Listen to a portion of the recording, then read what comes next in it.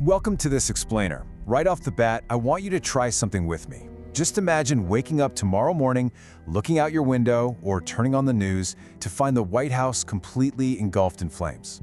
Just picture that absolute level of devastation happening to the very heart of the nation. It's a horrifying thought, right?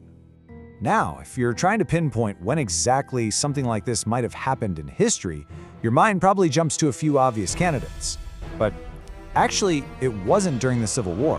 I mean, yes, that conflict literally tore the country apart, but the Capitol itself, it never felt like this. And you know what? It wasn't World War II either.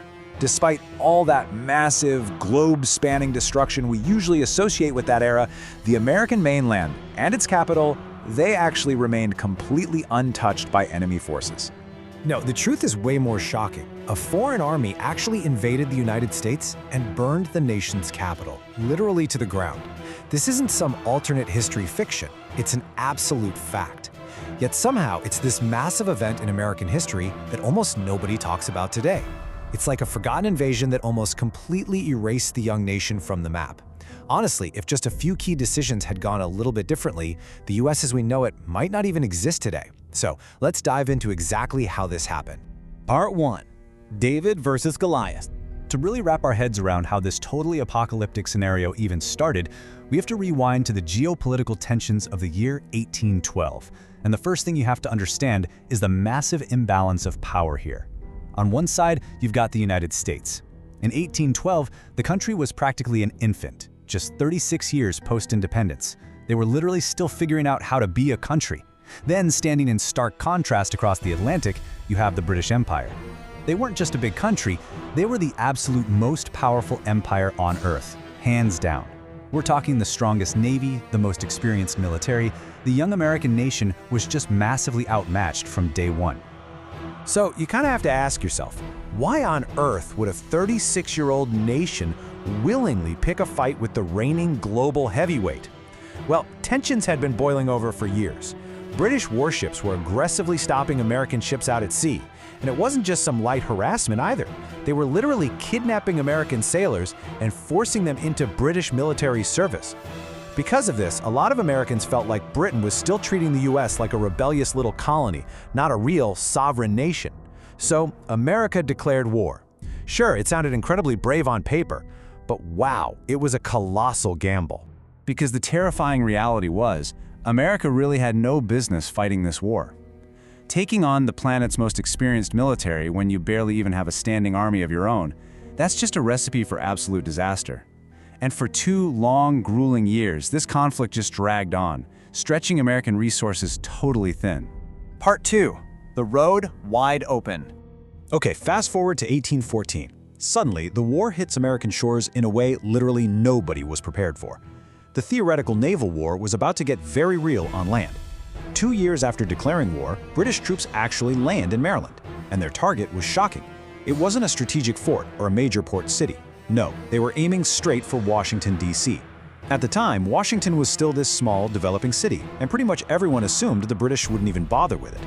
Well, they were dead wrong. American forces scrambled to block the invasion, kicking off day 1 of the attack at the Battle of Bladensburg. But by day 2, the road to the capital was completely, terrifyingly open. Let's zoom in on Bladensburg for a second, because it really shows how fast everything fell apart. The 2 armies met and it was, well, a total catastrophe. The Battle of Bladensburg actually went down as one of the most embarrassing military defeats in American history. The US troops just couldn't hold the line. They broke ranks, a lot of them ran away in pure panic, the whole defense just completely collapsed. And because of that disastrous collapse, the capital was suddenly left completely defenseless. I mean, imagine that creeping dread, knowing there is literally nothing standing between this unstoppable military machine and the seat of your government. Once government officials realized what was happening, they abandoned the city. Even President James Madison had to pack up and flee his own capital. Part 3. The Capitol in Flames. So the British soldiers basically just march unchecked right into Washington, D.C. The absolute nightmare scenario had arrived. The Capitol was about to go up in flames. They didn't just occupy the city, they systematically started setting it on fire. We're talking the Capitol building, then the Treasury, various major government offices, and finally, the ultimate symbol of the young republic, the White House, the president's own home, completely consumed by roaring, unstoppable flames. The devastation was just absolute. Eyewitnesses from the time noted that the night sky literally glowed orange. These massive, choking clouds of smoke billowed up and could be seen for miles around. For the first and only time in American history, a foreign army had successfully captured and occupied the U.S. Capitol. It really forces you to stop and ask, was the American experiment actually coming to an end right there? Put yourself in their shoes for a minute. Your capital is burning to the ground, your president is in hiding, and the greatest empire on earth is just standing in your halls of power, laughing at your defeat. It was a profound existential threat. The young nation looked totally humiliated in front of the whole world, and honestly, it really seemed like the United States was finished. Part 4. The Storm That Saved America. But then, right when all hope seemed absolutely lost in the ashes, history throws us this crazy curveball that alters everything. Out of literally nowhere, a violently sudden storm sweeps straight across Washington. Witnesses described it as having hurricane-force winds, and some reports even claimed a tornado actually touched down. The sky just completely opened up, dumping torrential rain all over the burning city. Let's break down what this superstorm actually did, because nature basically stepped in and fought back. The winds were so intense that buildings literally started to collapse. It was so chaotic that fully armed British troops were being thrown off their feet right in the streets. And the most important part? That heavy pouring rain started extinguishing the massive fires the British had just set. So, what do you think? Was it a miracle or just unbelievably pure luck? To a lot of Americans back then, it felt like straight-up divine intervention, a literal miracle saving the nation. To others, it was simply the luckiest weather event in military history. But whatever you call it, that massive storm made the continued British occupation of the city practically impossible. They withdrew shortly after, and Washington survived. Barely, but it survived. Part 5. The Ultimate What If. Which brings us to today, and honestly, this is the most fascinating takeaway of this whole explainer. We really need to connect this wild, fiery piece of history to the modern world we all know. Think about it. Today, millions of people visit Washington, D.C. every single year. They stroll the streets, snap photos, tour the monuments, but how many of them realize they are walking on what used to be smoking, apocalyptic ruins?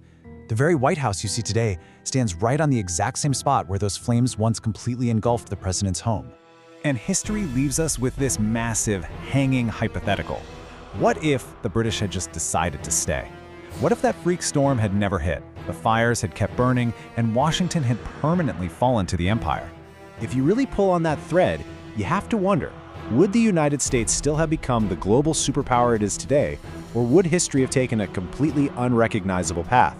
It really challenges you to consider just how incredibly fragile the trajectory of the modern world truly was back in 1814. It's a pretty sobering reminder of how delicate our timeline really is, isn't it? Sometimes the entire future of a nation hinges on a single battle and a single storm. Well, thank you so much for joining me for this explainer. I really hope this incredible piece of forgotten history sparked your curiosity to look a little closer at the places we think we know so well.